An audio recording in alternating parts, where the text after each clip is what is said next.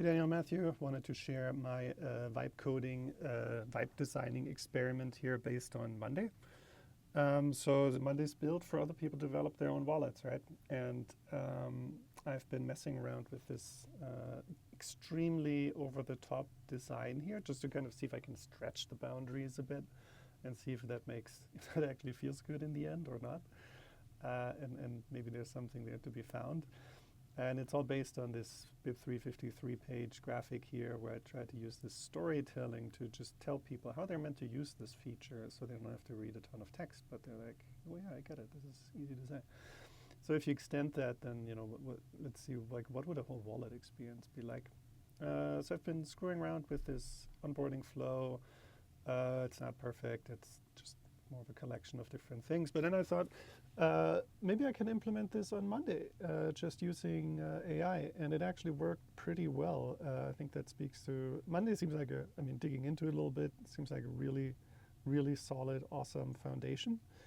And I was able to, I don't know, within like a day or so worth of work, or maybe less, just add a whole 7-step onboarding flow. The onboarding steps are not hooked up to anything. They don't actually modify any preferences. So it's more like adding static screens and hooking up navigation. But still, maybe that's more complex. Probably be interesting to get into that. But I think just adding the basic stuff and these very expressive screens was really just pretty straightforward. So I'll just go through it real quick. As you can tell, the point here is to give a very different feel. You can kind of tell the AI service Kling logo here where I created the video for it. So this is kind of the restyled cover screen here. Same functionality. Then you get kind of the static screen that tells you about the backup. The screens here at the bottom that you can see for backup, I didn't implement those. It's just that this top row where you basically just see something, you see something presented, and then you usually just say, okay, cool. Or at some places, if it seems relevant, you can go in and kind of see options. Like if someone wants to know more about this backup stuff because they're antsy about it, they can go and view options.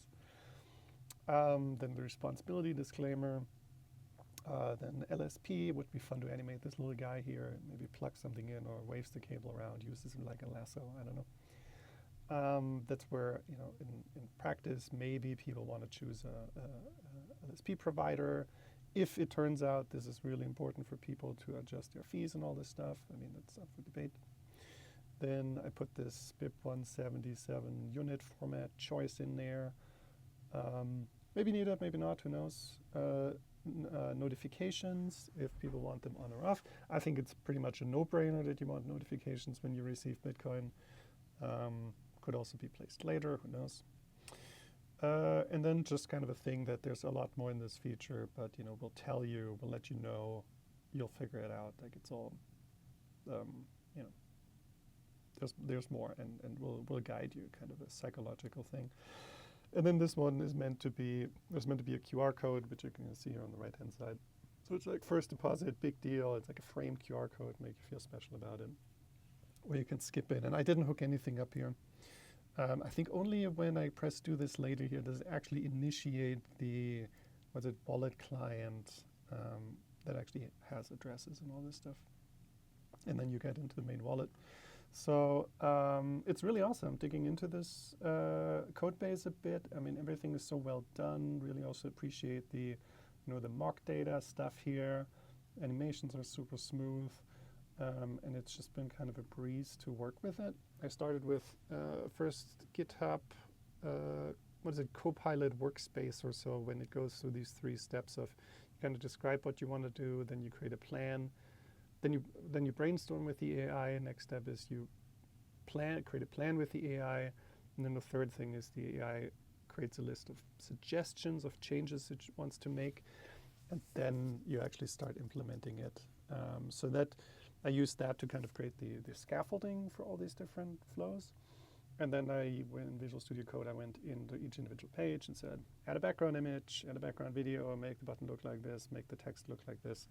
And there was some minor hiccups, some layout things, but overall it was pretty straightforward. So I'd be curious to keep messing with this stuff and just keep stretching and kind of seeing what you can kind of do with this type of experience, and maybe that also helps inform some things about Monday. So anyways, it's an experiment. It's kind of fun to play around with. Not sure where it goes, but it's fun. So let me know what you think. And thanks for building this awesome foundation.